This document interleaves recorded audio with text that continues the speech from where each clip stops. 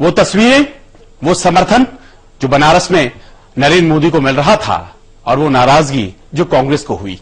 और नाराजगी इसलिए क्योंकि 117 सीटों पर मतदान चल रहा था, और वहीं उस वक्त वो रोड शो का नजारा भी आपके टेलीविजन स्क्रीन पर टेलीकास्ट किया जा रहा था। और कांग्रेस का ये कहना था कि कहीं ना कहीं मतदाता जरूर प्रभावित होगा, और प्रभावित होकर क्या आने वाले चरणों में, क्या आज हुए चरण में वो प्रभावित होकर मोदी को वोट दे देगा, ऐसी आशंका कांग्रेस के लोग जता रहे हैं। और इस कारण से वो चुनाव आयोग भी चले गए, और कांग्रेस ने मोदी के नामांकन और रोड शो के चैनलों पर सीधे प्रसारण को लेकर जो शिकायत की चुनाव आयोग से, तो उन्होंने ये भी कहा कि आप केवल नोटिस मत सर्व कीजिए, सीधे एफआईआर कीजिए, और ये आचार संहिता का सीधा सीधा उल्लंघन है, और इस तरह से रोड शो का सीधा प्रसारण नहीं किया जा सकता है। लेकिन भारतीय जनता पार्टी ने पलटवार किया, और पलटवार में जो बात सामने आई वो कहीं ना कहीं कांग्रेस को भी अपने आप में असहज कर गई होगी, क्योंकि याद दिलाया गया कि जब अमेठी में अपना पर्चा दाखिल कर रहे थे राहुल गांधी 12 अप्रैल को, तब भी न्यूज चैनलों पर सीधा प्रसारण दिखाया गया था, और उस दिन भी उत्तर पूर्व की कुछ सीटों पर मतदान चल रहा था।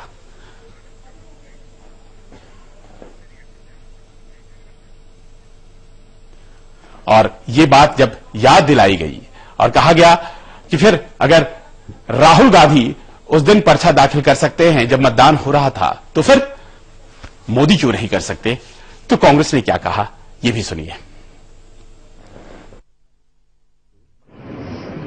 ये सुनियोजित था, ये तारीख चुनी गई थी 24 तारीख नामांकन पत्र दाखिल करने की, क्योंकि 117 हलके थे, 117 चुनाव क्षेत्र थे। आज तक शिकायत पर चुनाव आयोग नोटिस देता है। हमारी मांग है कि एफआईआर हो,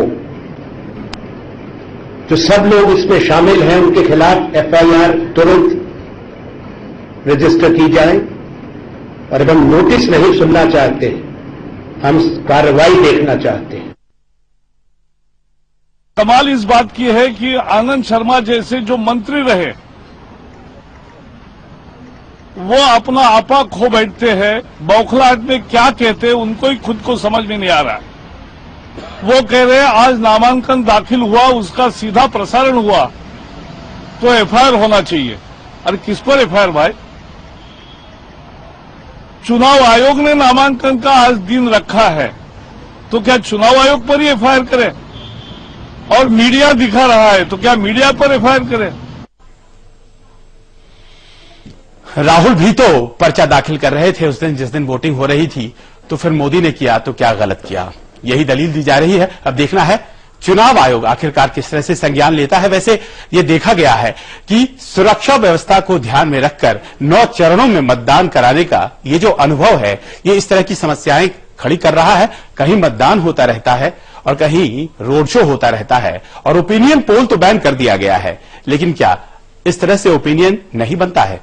ये सवाल जो है उस पर आने वाले दिनों में बहस जरूर होगी। लेकिन अभी फिलहाल जो मौजूदा बहस है वो ये है कि जब पर्चा भर दिया गया नरेंद्र मोदी के द्वारा, तो अमित शाह ने क्या कहा? उन्होंने दावा कर दिया और दावा किया कि अब तक तो लहर थी मोदी की, और आज के बाद ये सुनामी में तब्दील हो गई है। और इस पर कांग्रेस ने भी जोरदार पलटवार किया। देखिए, अब तक यूपी में मोदी की लहर थी, भाजपा की लहर थी। ये लहर मोदी जी के नामांकन करने के साथ ही सुनामी में परिवर्तित हुई है, और इस लहर के कारण सपा, बसपा, कांग्रेस तीनों का सफाया उत्तर प्रदेश में निश्चित है। सुनामी विनाश लाती है, सुनामी तबाही लाती है, सुनामी दुख लाती है समाज में, देश में। किसी देश में सुनामी ना आए, ये हमारी भगवान से प्रार्थना है। Tsunami can only bring devastation, grief, death in its wake. Amit Shah has said something very ominous. We should all be worried. वार और ये पलटवार। वैसे वाराणसी में नामांकन से पहले नरेंद्र मोदी द्वारा फूल माला चढ़ाने के बाद खुद को समाजवादी नौजवान बताने वाले कुछ लोगों ने पंडित मदन मोहन की प्रतिमा को गंगा जल से धो दिया। सबसे पहले पंडित मदन मोहन मालवीय की प्रतिमा पर गए थे नरेंद्र मोदी और ये कहा गया कि बीजेपी ने इसे और बीजेपी के नेता ने नरेंद्र मोदी ने इसे अपवित्र कर दिया है और इसीलिए इसे धोना जरूरी था। भारतीय जनता पार्टी ने समाजवादी पार्टी की इस पूरे मामले को समाजवादी पार्टी की करतूत बताया और जबरदस्त उसकी निंदा भी की। पंडित मदन मोहन मालवीय की प्रतिमा को माल्यार्पण करने के बाद बीजेपी के पीएम पद के उम्मीदवार नरेंद्र मोदी जब नामांकन के लिए यहां से निकले तो उसके बाद यहां की तस्वीर कुछ ऐसी हो गई।